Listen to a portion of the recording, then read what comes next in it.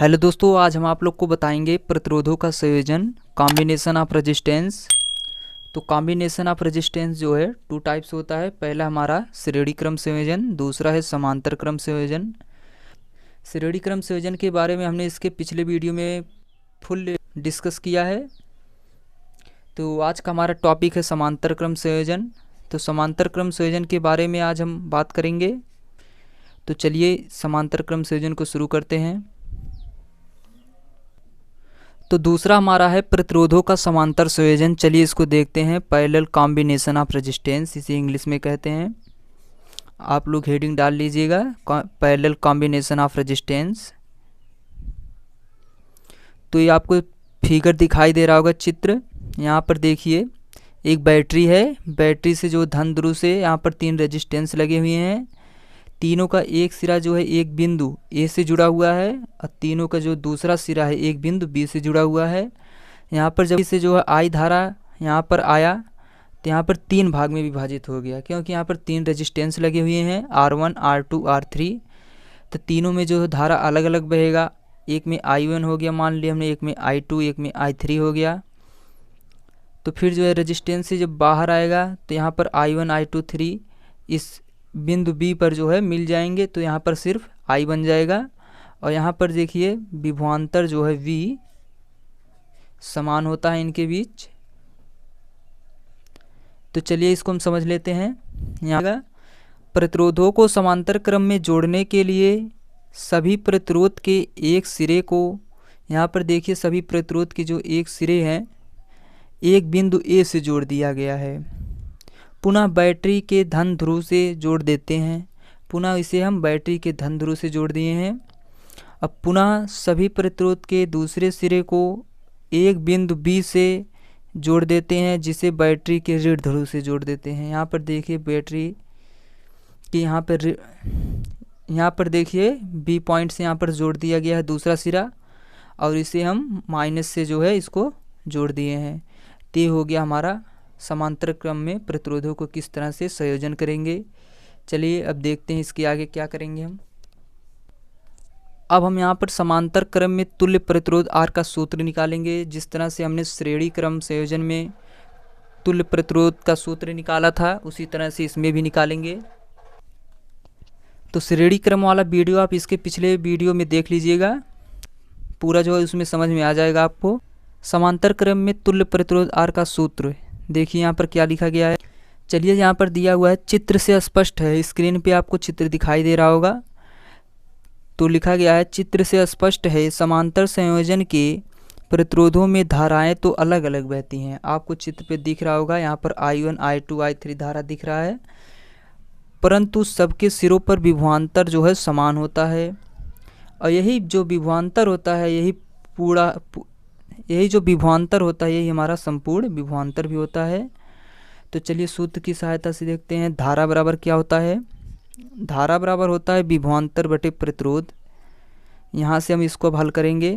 यहाँ पर देखिए I दिया हुआ है, संपूर्ण धारा ये हमारा I है। तो संपूर्ण निकालने के लिए क्या करना पड़ेगा? हमें तीनों धारा को जोड़ना पड़ेगा। यहाँ पर I1 I2 I3 स्क्रीन पे दिख रहा होगा। तो तीनों को जोड़ेंगे, लिखेंगे यहाँ पर I बराबर लिखेंगे, तो I बराबर विभवांतर बटे प्रतिरोध। तो V जो है समान है, V लिखेंगे बटे R1 प्लस V बटे R2 V बटे R3, इसी तरह से लिख लेंगे इसको। यहाँ पर लिखेंगे अब I बराबर, यहाँ से देखिए V कॉमन लेंगे, बाहर आ जाएगा, तो यहाँ पर एक बचेगा 1/R1 plus 1/R2 plus 1/R3। ये हमारा समीकरण 1 बन गया।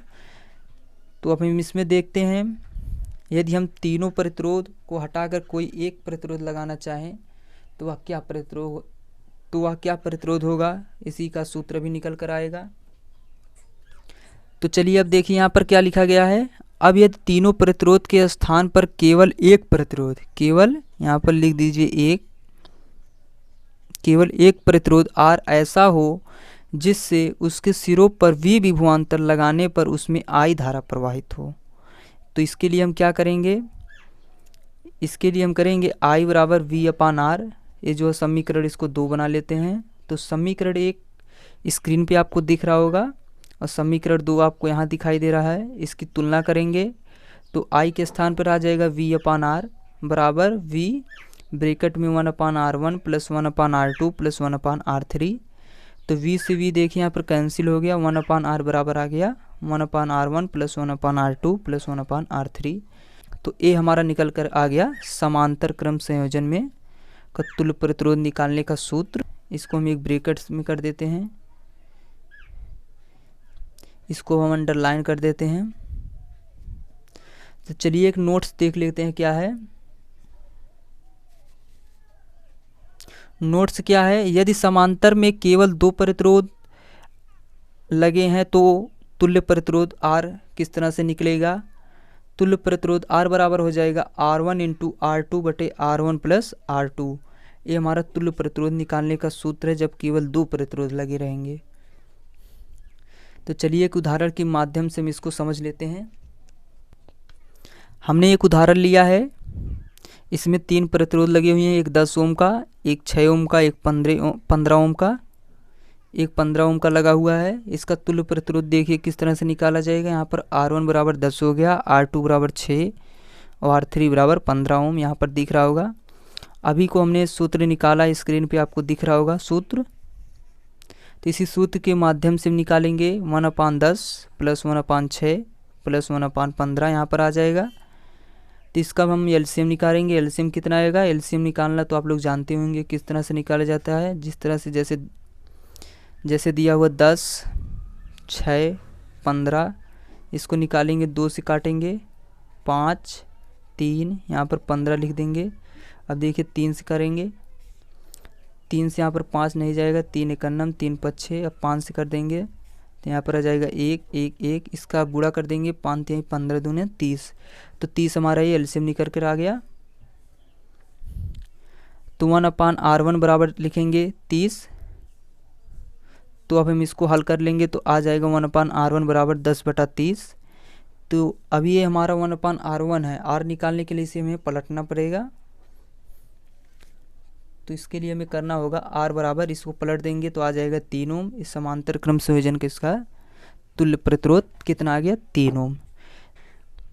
धन्यवाद। वीडियो अच्छा लगा तो लाइक करिएगा, चैनल पर नए हैं तो सब्सक्राइब जरूर करिएगा।